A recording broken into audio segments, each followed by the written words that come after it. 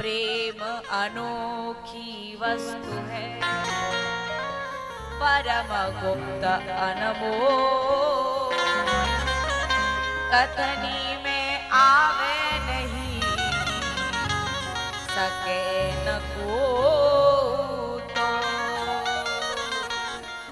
कथनी में आवे नहीं सके न को, तो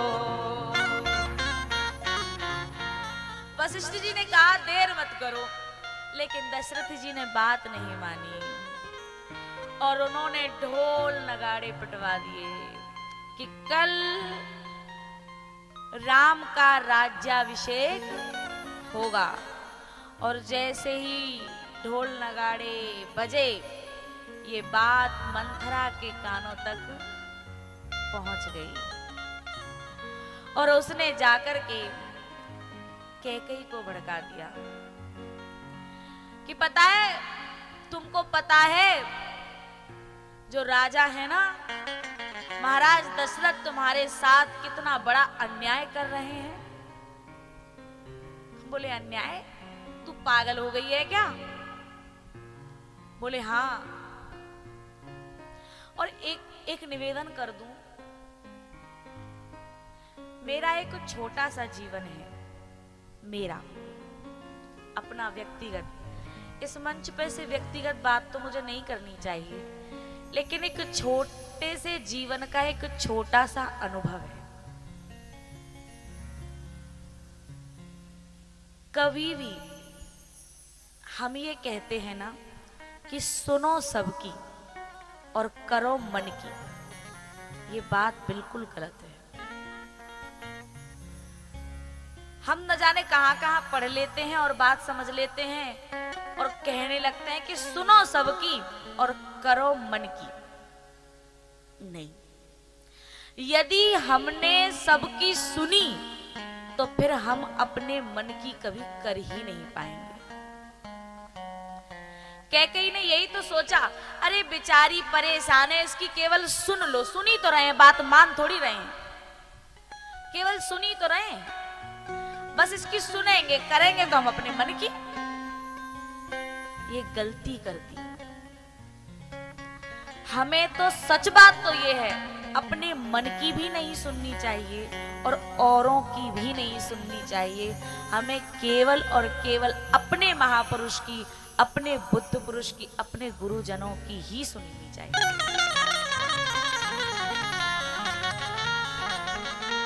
क्योंकि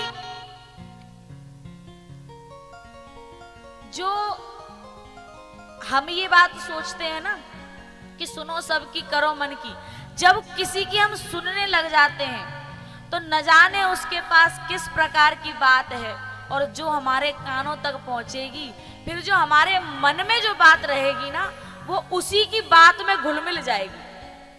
फिर हमें ये पता ही नहीं चलेगा कि हम अपने मन की कर रहे हैं कि उसकी कर रहे हैं। मंथरा ने कैकेयी को भड़काया कि पता है तेरे साथ कितना बड़ा अन्याय किया है राजा ने,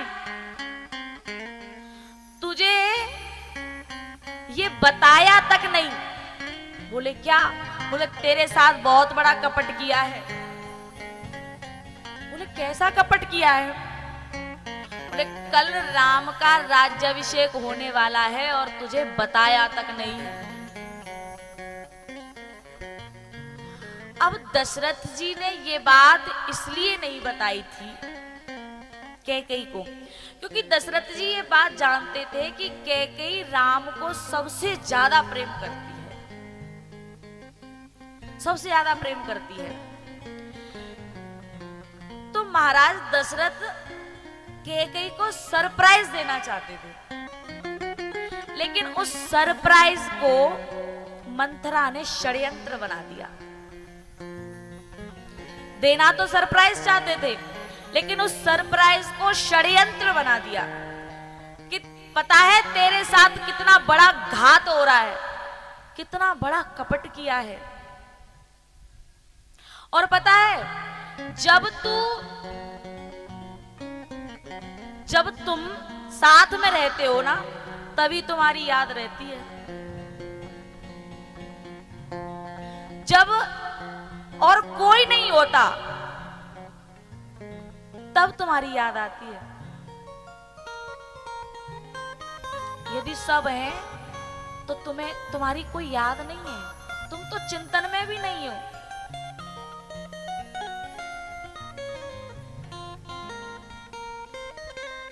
अब कैकेयी कहने लगी, अरे मंथरा, अब मैं क्या करूं, मुझे क्या करना चाहिए।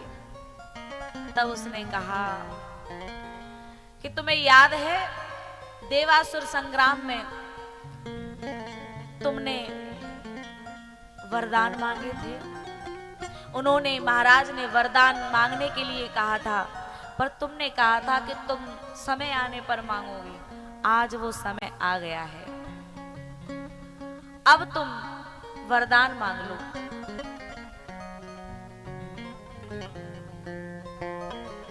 और कैकेयी कोप भवन में चली गई। वहां दशरथ जी जब आए तो कैकेयी ने कहा कि आप बहुत बड़े कपटी हैं, आप बहुत बड़े झूठे हैं। बोले मैंने क्या किया है? बोले आपने मुझे 2 वरदान देने के लिए कहा था, आज तक नहीं दिया। बोले अरे तुम कैसी बात करती हो, 2 क्या तुम 4 मांग लो। बोले नहीं नहीं, मुझे आज आप वरदान दे दो। तब कैकेयी ने वरदान मांगे, सुनहु प्राण प्रिय भावत जी का, देहु एक बर भरत ही टीका। अभिषेक कर रहे थे, आज मुझे पहला वरदान ये दो कि राम का नहीं भरत का राज्याभिषेक होगा, भरत का राज्य तिलक होगा। दशरथ जी ने कहा कि ठीक है, क्योंकि मोरे भरत राम दुई आंखी, राम और भरत तो मेरी दोनों आंखें हैं, किसी को भी किसी का भी राज्याभिषेक हो जाए, मुझे कोई परेशानी नहीं है। और दूसरा वरदान, सुनहु प्राण प्रिय भावत जी का, देहु एक बर भरत ही टीका। तापस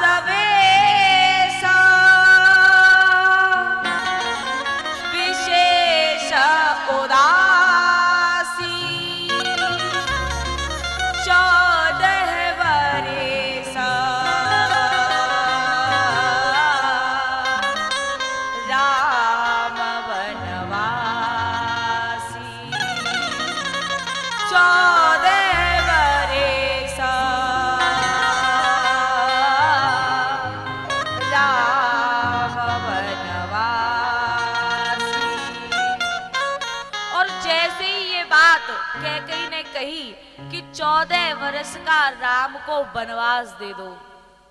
जैसे ही ये बात कही दशरथ जी मूर्छित हो गए। जैसे तैसे करके जब उनकी मूर्छा दूर हुई तब उन्होंने कहा, महारानी मुझसे गलती हो गई कि मैंने आपसे ये बात छुपाई कि कल राम का राज्याभिषेक होगा। मुझे तो ये लगा था कि आप सबसे ज्यादा प्रेम राम को करती हैं। जब आपको ये पता चलेगा तो आप बहुत प्रसन्न होंगी, लेकिन अगर आपको इस बात का दुख हुआ है तो मैं क्षमा चाहता हूँ, मुझसे गलती हो गई और मैं इस बात में भी राजी हूँ कि भरत का राज्याभिषेक हो जाएगा, मैं इसमें भी राजी हूँ। पर मेरा एक निवेदन है, ये जो दूसरा वरदान मांगा है इसे वापस ले लो। मोरे भरत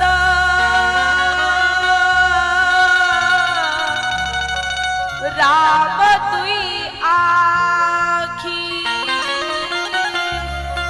सत्य कहो करे